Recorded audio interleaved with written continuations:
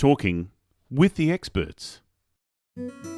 Discover how to unlock true success by rebalancing your brain with Liam Naden in episode 551. Learn the neuroscience behind effortless achievement. You know, people ask me this all the time. What's your definition of success? But there's only one definition of success, and it's what all of science, biological science, and all of spirituality and religion will tell you is the definition of success. And we could talk about why this is the definition of success, scientifically, the proof. And that is, the definition of success is feeling good right now, feeling happy right now.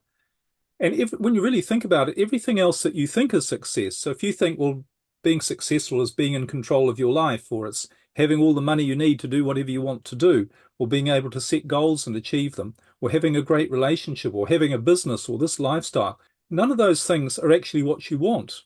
What you want is how those things will make you feel. So you don't want a lot of money just because you want the money. You want it because of how it's going to make you feel. And how do you think it will make you feel? Happy, fulfilled.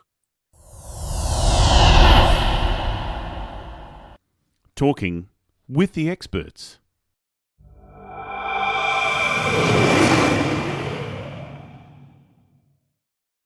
Are you looking to elevate your brand? Advertise with Talking with the Experts and reach a global audience. With over 36,000 monthly listeners, your message will resonate with a dedicated and engaged community.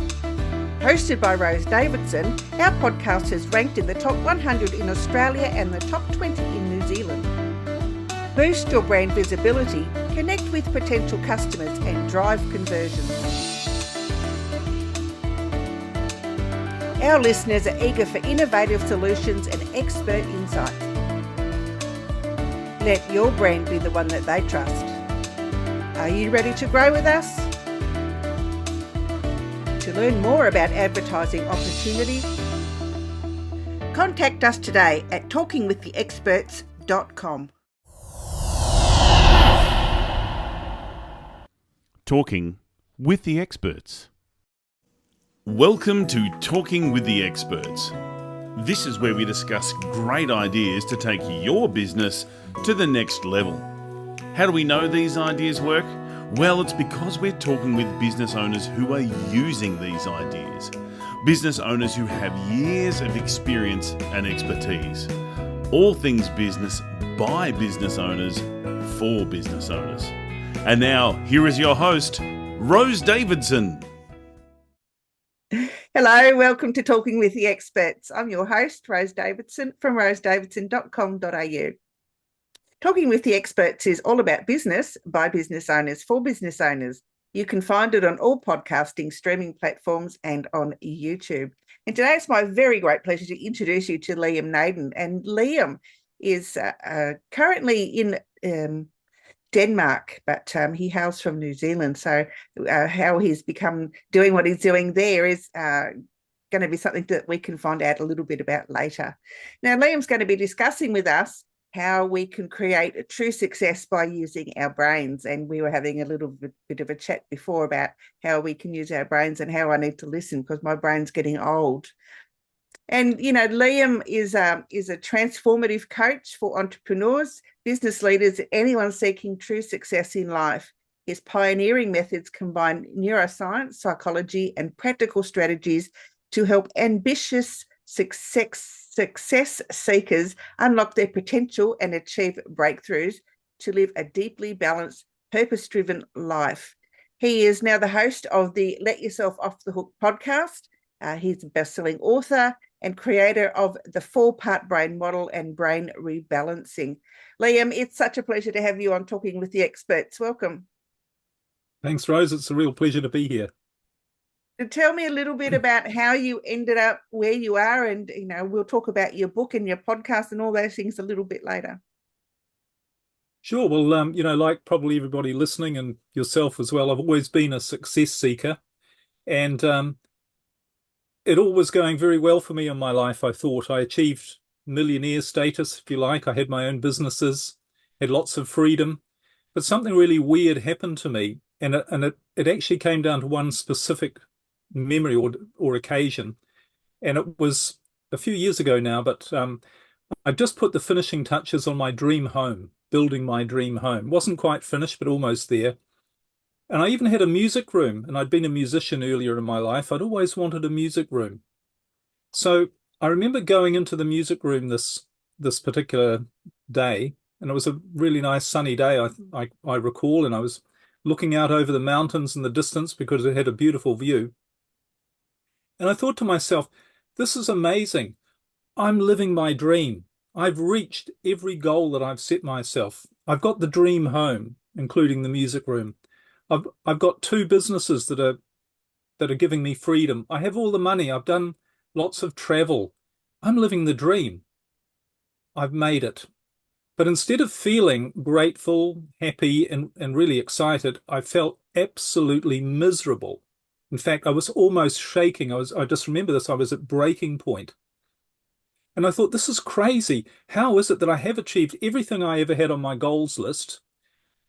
Well, and I'm doing everything I thought I wanted to do, but I'm so unhappy. I'm so stressed. I've got so many problems in my life. So many things aren't going right. And I've got all this outward success, but I feel like my life force is being drained from me by all of the problems I have and all the stress. And I remember thinking to myself, I'm at breaking point. This just isn't worth it. Is this really what it's all about? Is this what success really is? It's just having this feeling you've still got all of this mountain of problems and you're unsure about your life. Is this really what it's about? And a little voice said to me, or maybe I said to myself, maybe it would be better to give everything up, lose everything you have, get rid of it all, if it meant you could save your soul. Because really that's what it felt like. I felt like I was losing my soul. All my life force was being drained out of me. But anyway, you have to be a bit careful, as they say, about what you think about or what you wish for. It was literally within a couple of months that I lost everything I had. The house went, including the music room. The businesses all collapsed. My marriage collapsed. And I went from living in this magnificent, very large new house. I went from living there to having to move back in with my elderly mother and sleep on the sofa in the living room of her small apartment.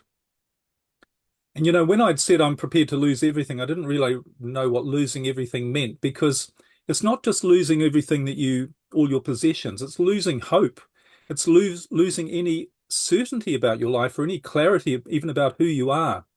And through that whole experience of really what was a desperate time in my life, I kept asking myself two questions. And the first question is, why has this happened to me?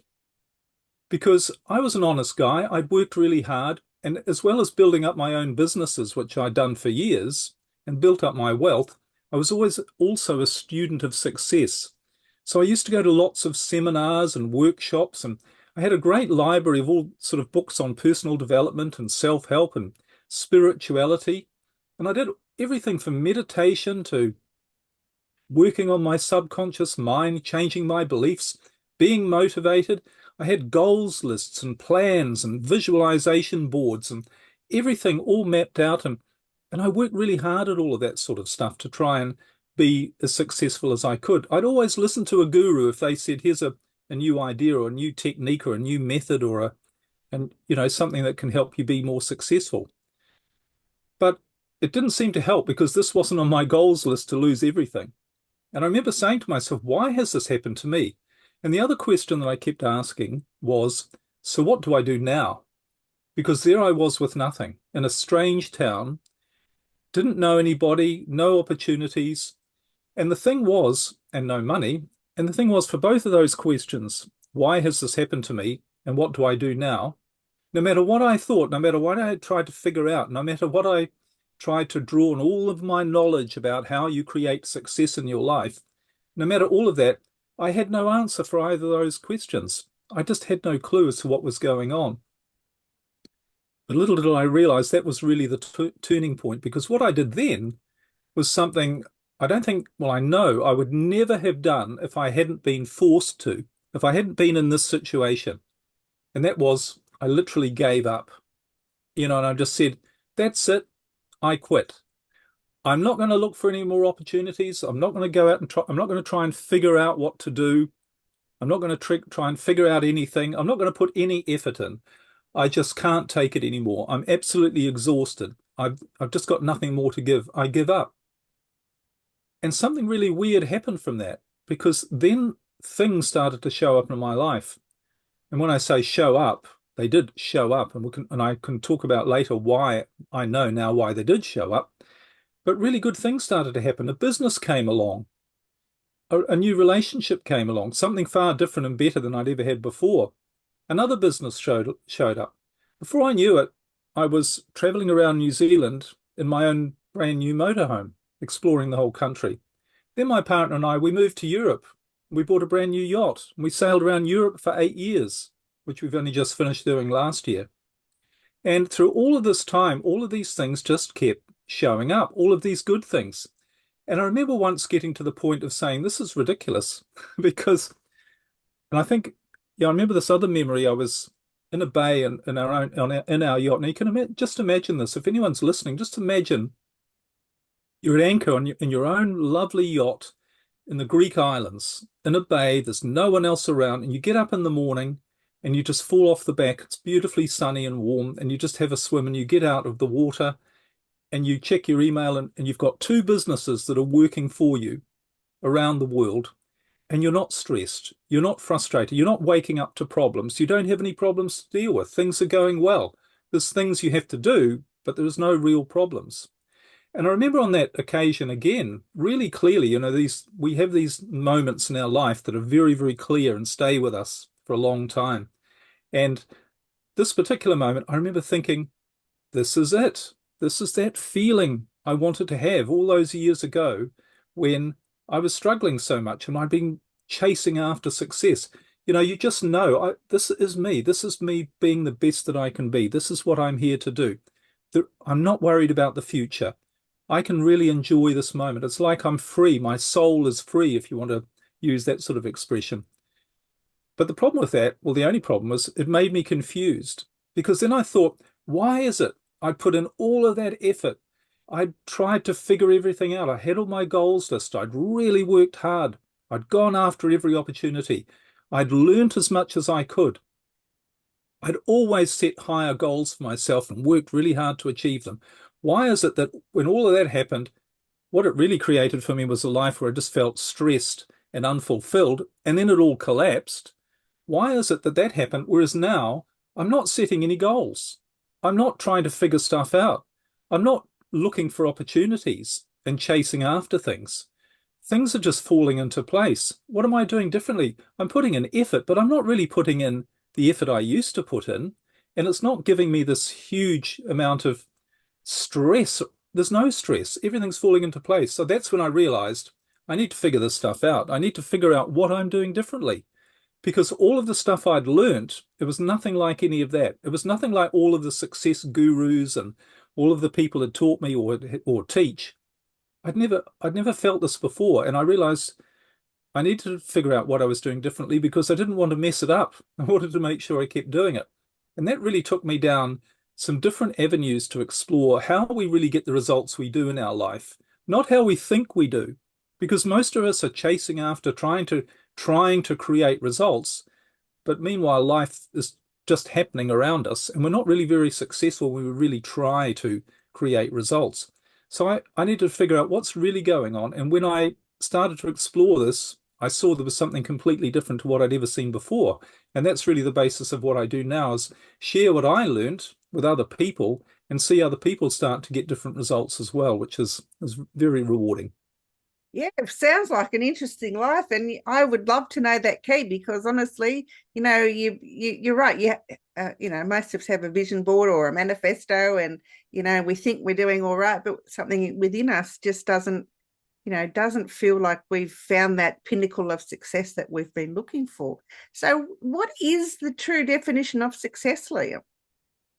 Well, people ask me this all the time. What's your definition of success? But there's only one definition of success, and it's what all of science, biological science, and all of spirituality and religion will tell you is the definition of success. And we could talk about why this is the definition of success scientifically, the proof.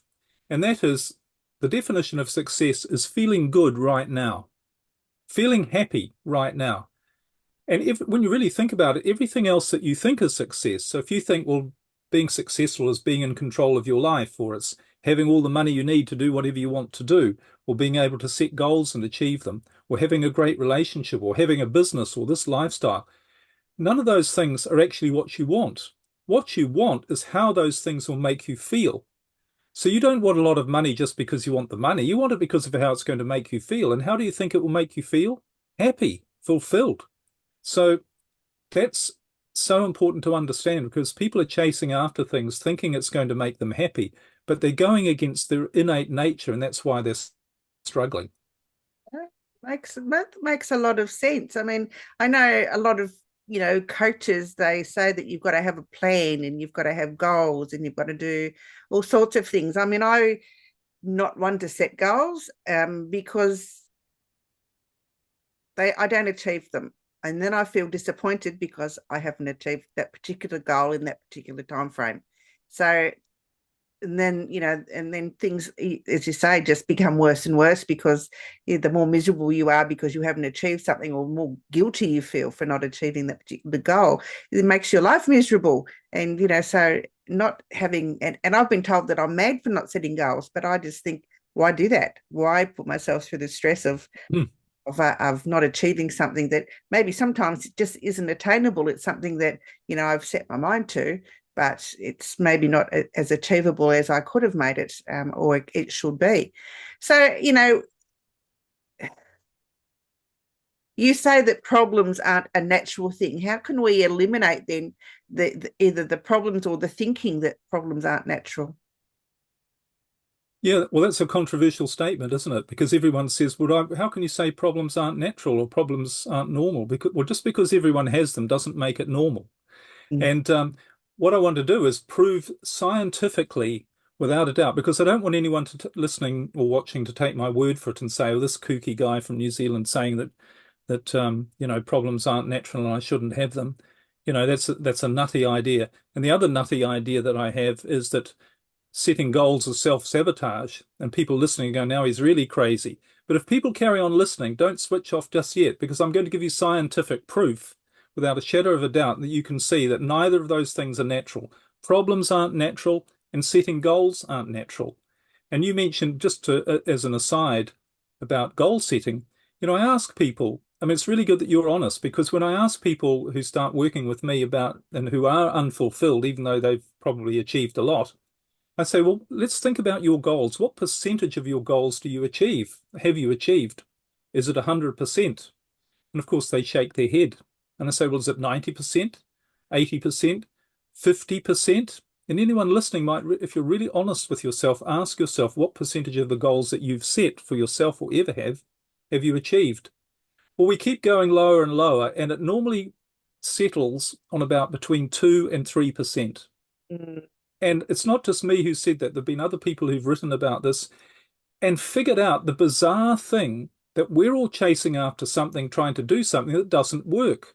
So when people say you need to have goals, why would you do something that only has a 2 to 3% success rate? Surely, if you went to a heart surgeon and said, I need an operation, what's your success rate? And they said 2%. You'd say, well, I'm not going to have anything to do with what you're doing. You don't know what you're talking about. But we still think, well, we have to set goals and everyone else is reaching their goals except me. It's just not true. And I'll give you the biological explanation as to why that doesn't work. But what it comes down to, I keep mentioning biology. And the thing that had never really occurred to me, and I'd certainly never heard from all of the teachers and gurus, the thing that really struck me that we've forgotten is we are biological. We live in a biological world, and nature rules everything. Try and stop your heart beating. Try and stop breathing. You can't do it. Try and walk on a 10-story building and motivate yourself and pray and meditate and change your beliefs and be convinced that when you walk off that building, you're going to go up in the air. It's not going to happen. No. Nature will take over and you'll crash to the ground. So what we need to do is realize that nature rules everything. It's in control of us. Absolutely. In every second of our life, it's in total control of us. But the second thing to realize is that nature has rules. It's like the rule or the law of gravity. Nature has rules, and it has rules about how success is created, how we achieve this thing called success, which is being happy and fulfilled. And in particular, the three rules or three laws. The first one is the law of thriving. And if you were to ask any biological scientist, what's the purpose of life? How does life work? What's its function? What's its primary driver? They will all tell you that nature really only has one purpose, and that is to survive. Everything is wired over everything else. It is designed to survive. That's its primary instinct or motivation, if you like. So what that really means is that it's also wired to thrive, which means to be, every living thing is designed to be the best that it can be so that it gives itself the greatest chance for survival. The better something is, the stronger, the healthier, the greater its chance for survival. Now, for humans, us thriving and being the best that we can be isn't just physically. So it's not just about being as good as we can be physically, it's about mentally and emotionally. It's being happy, it's being fulfilled. And in fact, nature, or science, I should say, has a word for this particular state where an organism is being the best that it can be when it's thriving. And that word is homeostasis. And homeostasis is the word which means that, which says the optimal functioning of the organism. It's when everything is working well. And for us as humans, sometimes we experience this homeostasis, or feeling that we're in the flow or in the zone. You know, we use those words to describe the state where we feel everything's falling into place. I'm making the right decisions. I'm not having any problems. I'm getting great ideas. Life is wonderful. I'm feeling grateful and excited and loving and happy. That is us being in homeostasis, and that is the natural state of all of nature. But we don't get there very often. We don't experience that very often. But then when I was going through this, I thought, why don't we experience, if this is the natural state of nature, if this is the way nature is designed to make sure we achieve the state so we have the greatest chance for survival, why aren't we in it all of the time? Why are we most of the time, in fact, the opposite? We're shortening our life through stress and problems. And I realized that the answer to that is to say, well, how does nature make it happen? How does nature ensure that an organism, whether it be a plant or an animal or us, how does it ensure that it maintains this optimum state so that it's thriving to give it the greatest chance for survival? Well, it has a machine to do that, or a mechanism. Every living thing's been provided with what I call a machine to ensure that it reaches and maintains the state, and it's a brain. The brain is not, we think the brain is just there to keep us alive. It's there to make us thrive. It's there to make us the best that we can be so that we have the greatest chance for survival. So the logical question comes, all right, so what's wrong with it? Why isn't it doing its job? Why are we not in this optimum state of homeostasis, which, by the way, the rest of nature is? We're the only species that struggles. And people like Charles Darwin, when they studied, just as an aside, things like evolution, they were amazed at how little struggle there is in the natural world. They thought this idea that you have to struggle to survive, that's not actually how nature works. Nature has this balance of thriving. Everything is in the state of homeostasis. Sure, there's life and death and growth and decay. That's part of it. But it's in this perfect balance. So I thought, so why aren't we thriving? Why aren't we living our biological purpose in accordance with biological laws? And I realized, well, there's only one way that could happen. And that is this machine that's designed to make that happen. Because if I could just compare it to a motor car is a machine which has a very specific job to do. It's to get you from where you are to where you want to go. And it's going to do it. It's going to be predictable. It's going to be, you're not going to have to worry about it or think about it. And it's going to be an enjoyable ride. It's going to do it efficiently. Only, however, if you drive it the right way. If you don't know how to drive a car and you're out there behind trying to push the thing along, or you're mystified as to what all the levers are and you don't know what to do with them, what happens? You don't get very far. It's not very pleasant. It's all a struggle, and you end up with problems. Something goes wrong with the engine, something goes wrong with you because you're worn out. It's exactly the same with the brain. The brain is simply nothing more than a machine designed to ensure that you reach this state and maintain the state of thriving so that you have the greatest chance for survival. So why do we have problems? Why aren't we there? It's the only logical conclusion you can come to. We're not driving it the right way. We don't understand how this machine works, and therefore we create problems. And on a really logical, biological level, that's what problems are.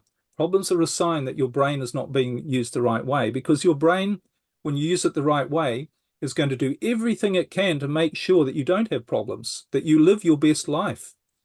And that's what I really noticed was the difference between my old life and my new life was it was simply, and I went more and more into understanding how the brain is supposed to be used, how we're designed to use it. And I, for some reason, stumbled into using it the right way. And that's why all these great things were happening. It really, we've just forgotten this biological aspect which governs everything.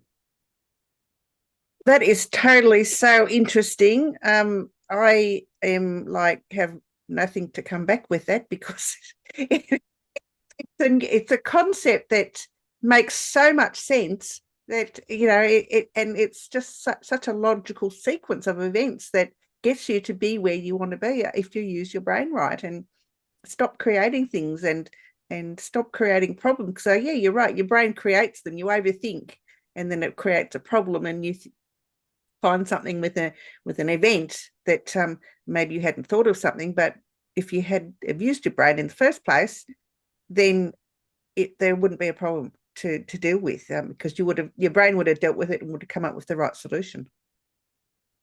That's exactly right, because you mentioned a word a couple of times, thinking. Thinking is the problem, because maybe I could just briefly explain how the brain works and how we're designed to use it. But essentially, we have two brain states, and this state of homeostasis, optimum functioning, being our best. If people can imagine, if they've ever felt like that, if they've ever felt in the flow or in the zone that things were going well, what was really going on? What were the faculties, if you like, that were being active when you were in that state? Well, it was things like your creativity, your imagination, your intuition. When you get those gut feelings about you just know something's right or something's not right, it's where you get those new ideas, that come to you out of the blue.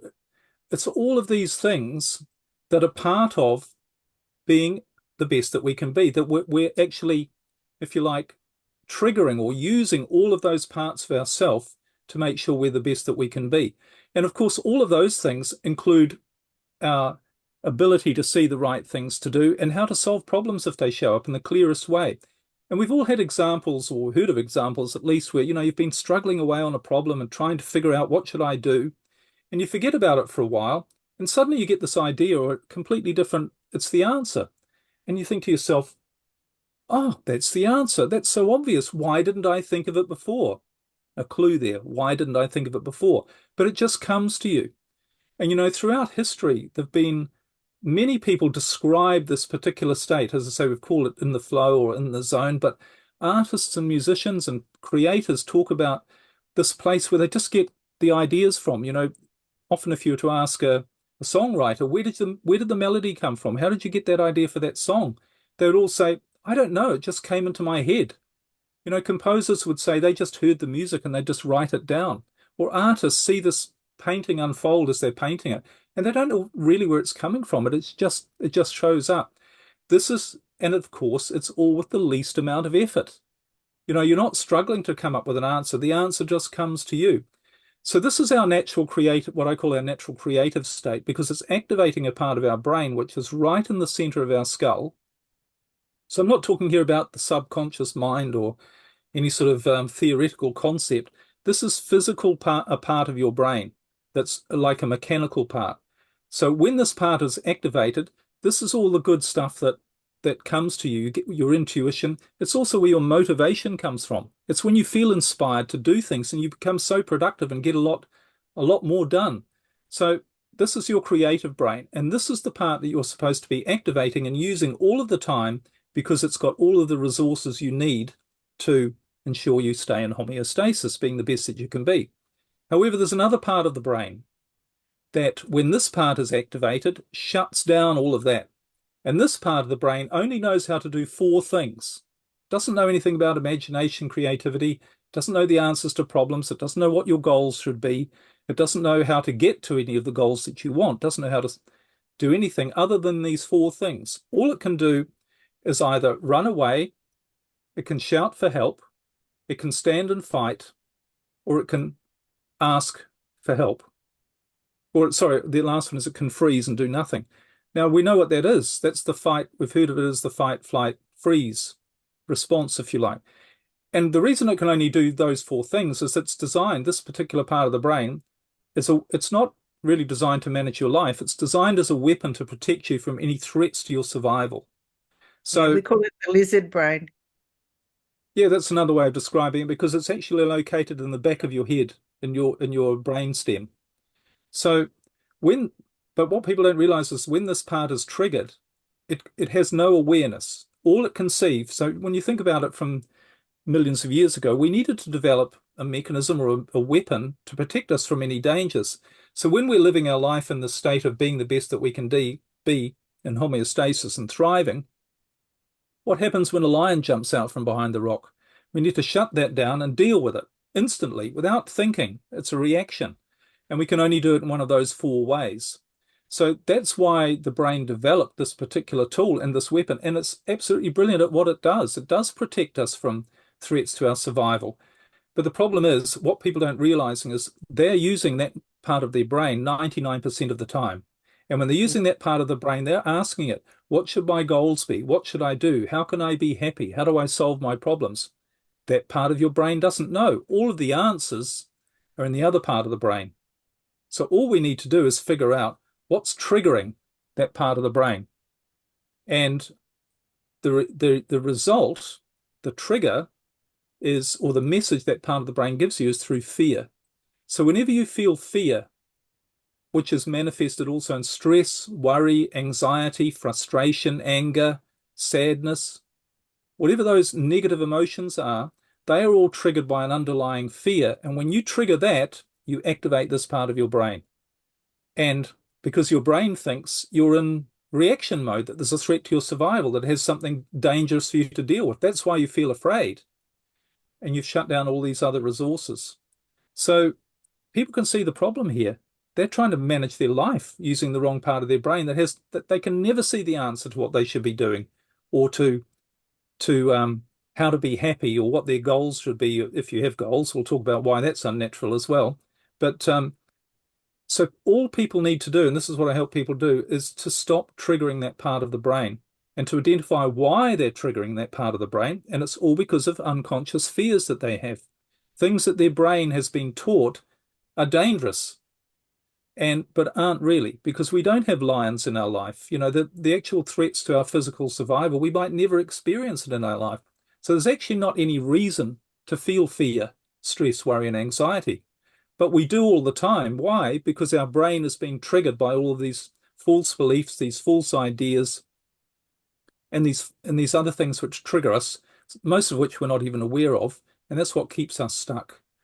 So all we need to do is, when you learn how to stop triggering that part, allowing your creative brain to do its job, you just do what shows up. You get in the flow of life. The right things will show up. You will see the right opportunities. You'll know what to do. And you just do it. Not with any struggle, but with effort and fun and enjoyment, which is what it's supposed to be. It makes so much sense, honestly. Yeah, right. Most of us use our lizard brain because we're just wired like that. But if we use the creative side, learn to foster that, then I'm sure our lives would all be a little bit better. But we don't realize this is how it works. That's the problem. Yeah, we don't understand what's triggering it. We think the stuff out there is making us feel bad, but that's not actually what's happening. It's our brain's interpretation of what it thinks out there means. That's what's making us feel bad. And it's really simple to change it. You just need to identify the unconscious fear and show your brain that it's nothing to be afraid of. Yeah, but just tell it, just show it, just take control of it and just say, don't think like that. And that's I think we have to be stronger with our brains and tell it not to be such a pain. Well, it's not actually about strength as well, because I mentioned there are 3 laws of nature. The first one was the law of thriving. The second 2 are quite similar. The first one is what I call the law of maximum efficiency of energy. And all of nature has spent millions of years figuring out the most efficient way to deliver with the least amount of energy. And this makes sense from a biological perspective, because you can imagine you need to conserve energy. Imagine millions of years ago, it might have taken a week before you could find some more food. So every bit of food and energy that you had, you weren't going to waste. You can't waste because it might mean you die before you find some more food. So all of nature is designed to be do things in the most efficient way possible. And struggling, trying to force things to happen, even trying to tell your brain to think different things and practicing all these things. And, as you mentioned about putting in more work, that's not efficient. That's a lot of energy. There's a much more efficient way to do it. And that relates to the third law, and that's the law of flow, the law of least resistance. Again, all of nature is designed around least resistance. We know this. If you ride a bicycle into a strong wind, it's going to be tough and you're not going to get very far. It's much easier to just go with the wind in the direction. And again, all of nature, and scientists, biologists have studied this and seen that nature is designed about the path of least resistance. It's not about struggle and stress. The water goes down a river, flows naturally. So we actually have to learn or relearn that life's not supposed to be a struggle. We are supposed to be efficient. And what's the most efficient way to ensure that we achieve homeostasis? It's not through struggle. It's not trying to figure it out. And that relates down to this idea why goal setting doesn't work. Because here's the thing. When I was lying on my mother's sofa and totally confused. Now imagine if I'd used all of my techniques that I'd used to how to figure out what your goals should be. And I did lots of courses on goal setting, and it was often about how to find out what your goals are. And imagine if I'd done that and I'd been through this process and I'd worked it all out and said, right, well, my goal, my ultimate goal, because remember, what I'm looking for is success. What is going to make me really happy? So I need to know that. I need to know what's going to make me really happy. So I figure it out. And on my goals list, it says, Liam, for you to be really happy doing what you're supposed to be doing, being in homeostasis, the best that you can be, thriving, this is what your life needs to look like. You need to be sailing around the world on your own yacht with your partner, managing 2 businesses remotely, and then learning more and more about how your brain works and how we really create the results, good and bad, we do in our life, and sharing that information with people from all around the world. Now, if I'd written that down, I would have said, whoever's telling me that, this is absolutely insane. And for 2 reasons. One is, I didn't believe it could happen. I'd be like, what? I don't have any money. You're talking about a yacht and sailing? What do you think? No, this can't be right. And the second thing why I would have resisted it is I didn't know that that's what I wanted. I didn't know that that's what would make me happy. I had no clue. I thought other things would make me happy. I didn't ever have any experience of any of that to know that that's what would make me happy. So what am I doing in that time? I'm questioning, I'm doubting, I'm going, no, I'm resisting, I'm analyzing, I'm trying to evaluate.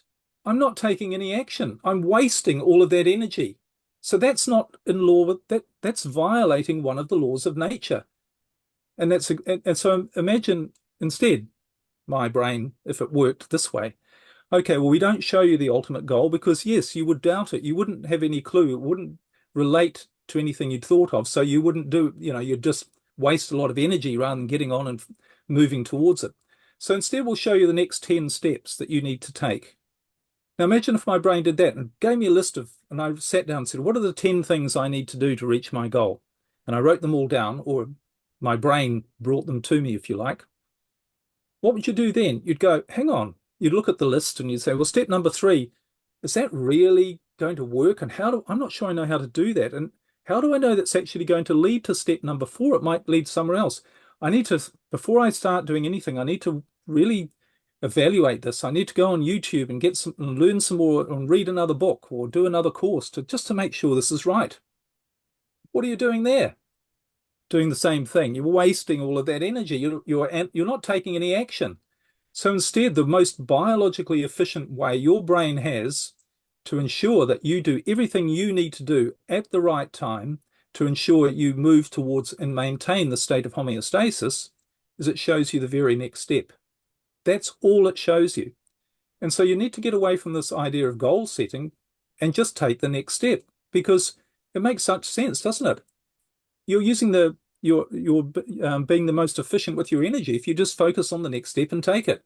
And when you've taken that, your brain will show you the next step. And when you take that, it'll show you the next step. I've talked to people about this, very successful people. There was one man, and he's in his 70s now, I think, or he's quite, getting on a bit. But he had a business. He had 1 million customers in 85 countries. He had 500 staff. He had 2 private jets. He had the biggest business of its kind in the world. And I said to him, how did you do that? And he said, I don't know. It just happened. He was a very motivated, or he had been, success seeker. He did all the goal setting, and he'd read all those books as well. But he said, Liam, this wasn't in any goals list. It can't have been on any goals list. I could never have imagined all of this. But what I learned to do was just take the next step and just keep going and see what shows up. So this ties in with people's experience. If they really think about the successes they achieve, they are things that tend to just happen. One example is the person that you meet, that you marry. I mean, how many times do people sit down the day before they meet them and they write on their goals list, well, tomorrow I'm going to meet this sort of person, and this is what they're going to look like, and this is what we're going to do with our life. You don't do that. That person just comes out of the blue into your life, and on a different level, this is the person. I'm going to marry this person. But it's not on a goals list. So goals doesn't tie in with biology, but we're afraid to let go and to allow our brain to do all of that, because we've been taught you have to be in, or what we've been taught, or what's happening is we're stuck in this state which is afraid, and it has to try and it's trying to protect you from danger. So it doesn't know how to really do it other than react, and that's all we end up doing when we're stuck, when we're afraid. Yeah, makes so much sense. Honestly, I think I could sit here and listen to you all day. But our time has come to an end, Liam. I'm sorry, but say honestly, so where can we find your book? Let Yourself Off. No, that's your podcast. Where can we find Let Yourself Off the Hook podcast? Well, actually, I've just finished something I think could be really valuable for your listeners, and it's a very short mini course. It's an audio course. It's totally free, and it's called How to Unlock Your Rapid Solution Brain. Because everyone's dealing with a problem, but if you could have a technique that could show you the answer to any problem and how to solve it really much more effectively by using the problem-solving part of your brain, not the struggle part, it's much, much more effective. And people can get that simply by going to my website, which is liamnaden.com. Or the other way you can do it is you can just send an email to course, COURSE, at liamnaden.com. If anyone's listening and thinking about this, just if you're on your phone, what I suggest you do is just pull it out and flick an email to course at liamnaden.com. And what you find is this is such a different way. It's the way we naturally solve problems. It's the way we naturally achieve in our life, because it's all based on biology. It's not complicated, but once you get it, you really get it. It's like you can't unlearn driving a car. So as I say, that's probably the best thing I can recommend right now. It's free to anyone who'd like to listen to it. It takes about an hour. Absolutely wonderful. Now, Liam, if you want to find out more about Liam, or if you want to, in fact, take up the things that he suggested from listening to this podcast, you can find him on Instagram, YouTube, Pinterest, and also on Twitter. And he's on Facebook as well, and LinkedIn. Did I say LinkedIn? He's on LinkedIn as well. You've got his everywhere. So please take advantage of the links that I'll put in the show notes, and reach out to Liam and find out a little bit more. And of course, go to his course at liamnaden.com and inquire about his 60-minute mini course, and I'm sure you'll learn a lot. I mean, I have, just by sitting here with him for 45 minutes. So, and it's been an absolute pleasure, Liam. I'm looking forward to you telling us all about this again in November at the Business Online Summit. And I'm sure that everyone will get a lot out of it. I know I have tonight. Thanks, Rose. It's been a real pleasure to be here. Thank you for having me. Okay, bye-bye for now.